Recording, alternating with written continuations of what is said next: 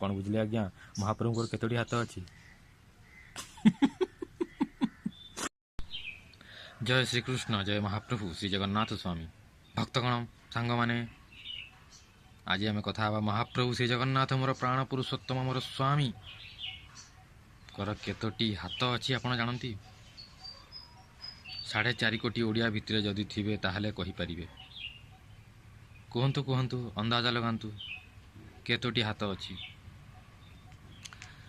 ସାଙ୍ଗମାନେ, ଆମେ ଯଦି 4.5 କୋଟି ଓଡ଼ିଆ ଭିତରେ ଜନ୍ମ ହୋଇଛନ୍ତି ତାହେଲେ ଆମେ କହିପାରିବା ଦରକାର ଜଗନ୍ନାଥ ସଂସ୍କୃତିର ଲୋକ ଆମେ।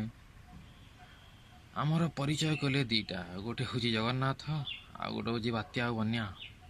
ଓଡ଼ିଶାର ପରିଚୟ। ଆହା ହା ହା। ସବୁବେଳେ ମହାପ୍ରଭୁଙ୍କୁ କହୁଛି, ଯଦି ଦେବାର ଅଛି ମୋତେ ବୈକୁଣ୍ଠ ଲୋକ ଦିଅ, ନିଜର ନୀଳାଦ୍ରି ଲୋକ ଦିଅ, ନହେଲେ ଯଦି ଯାହା ବି କରିକି ଜନ୍ମ କରିବାକୁ ଚେଷ୍ଟା କରୁଛ ତମର ସେବା ଦିଅ, ମୋତେ ଏଇ ଓଡ଼ିଶା ମାଟିରେ ଜନ୍ମ ଦେଇଥାଅ ମହାପ୍ରଭୁ ଜଗନ୍ନାଥ। 4.5 କୋଟି ଓଡ଼ିଆ ଭିତରେ ଜନ୍ମ ହୋଇ ଯଦି ଆପଣ କହି ନପାରିବେ ଯେ ମହାପ୍ରଭୁ ଶ୍ରୀ ଜଗନ୍ନାଥଙ୍କର କେତୋଟି ହାତ ଅଛି? ଲୋକ ତ କହିଦେଉଛନ୍ତି, ଆରେ ଦୁନିଆ ଗଢ଼ିଛୁ କେଡ଼େ ସୁନ୍ଦରରେ ଜଗା, ରଖିନାହୁଁ ଗୋଡ଼ ହାତ। ଇଏ ତ ଭାବର କଥା, କିନ୍ତୁ କ'ଣ ସତରେ ମହାପ୍ରଭୁଙ୍କର ହାତ ଗୋଡ଼ ନାହିଁ? ଅଛି, ଅଛି। ଶ୍ରୀ ଜଗନ୍ନାଥ ସହସ୍ରନାମ। ଯେତେବେଳେ ଯୁଧିଷ୍ଠିର ମହାରାଜ ଯୁଧିଷ୍ଠିରଙ୍କୁ ଭଗବାନ ଶ୍ରୀକୃଷ୍ଣ ଜଗନ୍ନାଥ ସହସ୍ରନାମ କହିଥିଲେ, ସେଥିରେ ସେ ଜଗନ୍ନାଥ ସହସ୍ରନାମରେ, ଆଚ୍ଛା, ମହାପ୍ରଭୁ ଜଗନ୍ନାଥ ମାନେ ମହାପ୍ରଭୁ ଭଗବାନ ଶ୍ରୀକୃଷ୍ଣ ଜଗନ୍ନାଥ ସହସ୍ରନାମ ଯେତେବେଳେ ଯୁଧିଷ୍ଠିରଙ୍କୁ କହିଥିଲେ ତାର ଭିଡ଼ିଓ ମୁଁ ଅପଲୋଡ଼ କରିଛି। ଆପଣ ଚେକ୍ କଲେ ମୋ ଚ୍ୟାନେଲରେ ଦେଖିପାରିବେ କେମିତି କହିଥିଲେ, କ'ଣ କହିଥିଲେ। ଆହା ହା।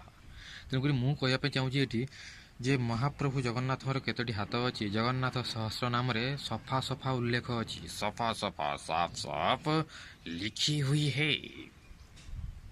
ଜଗନ୍ନାଥ ସହସ୍ରନାମର ଶ୍ଲୋକରେ ଲେଖା ହେଇଛି, ଦ୍ୱିଭୁଜଶ୍ଚ ଚତୁର୍ବାହୁ ଶତବାହୁ ସହସ୍ରକଃ पद्मपत्र विशालाक्ष पद्मगर्भो परोहरी।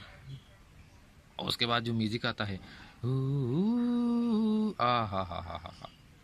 तो कौन बुझिले आपण माने? जी टिकी भी संस्कृत जानिथिबे से बुझिपारिबे मु कौन कहिदेली। महाप्रभु श्री जगन्नाथंकर केतोटी हाथ अछि? द्विभुजश्च, दीटा भी हाथ अछि।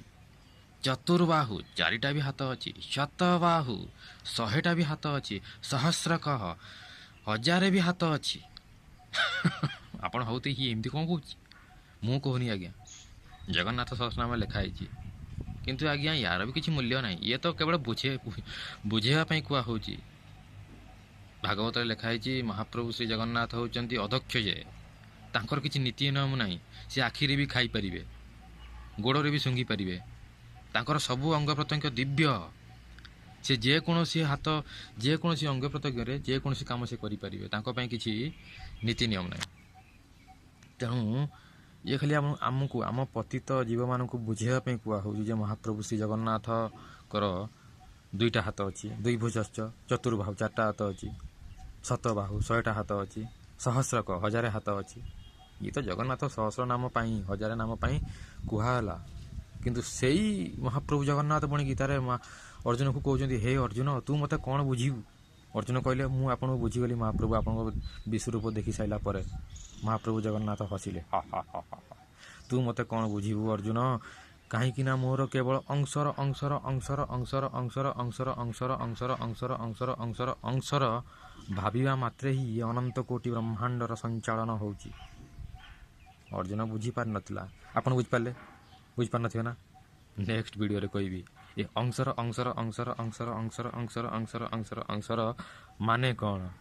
କିନ୍ତୁ ଏତିକି ବୁଝି ଯାଇଥିବେ 4.5 କୋଟି ଓଡ଼ିଆ ହେଇକି ଯେ ମହାପ୍ରଭୁ ଶ୍ରୀ ଜଗନ୍ନାଥ ପ୍ରାଣ ପୁରୁଷୋତ୍ତମ ହରି ଗୋବିନ୍ଦ ଗୋପାଳ, ଆହା ହା, ମୁରଲୀ ମନୋହର ଗୋବିନ୍ଦ ଗିରିଧରଙ୍କର ହାତ କେତୋଟି ଅଛି ଆମେ ଗଣିପାରିବାନି ଆଜ୍ଞା। ଖାଲି ଆମକୁ ବୁଝେଇବା ପାଇଁ ଗୋଟେ ଆମର ମାନସିକ ବୁଦ୍ଧି, ପତିତ ଆତ୍ମାର ବୁଦ୍ଧି ଏତିକି ଅଛି, ସେଇଥିପାଇଁ କୁହାଗଲା 1000 ହାତ।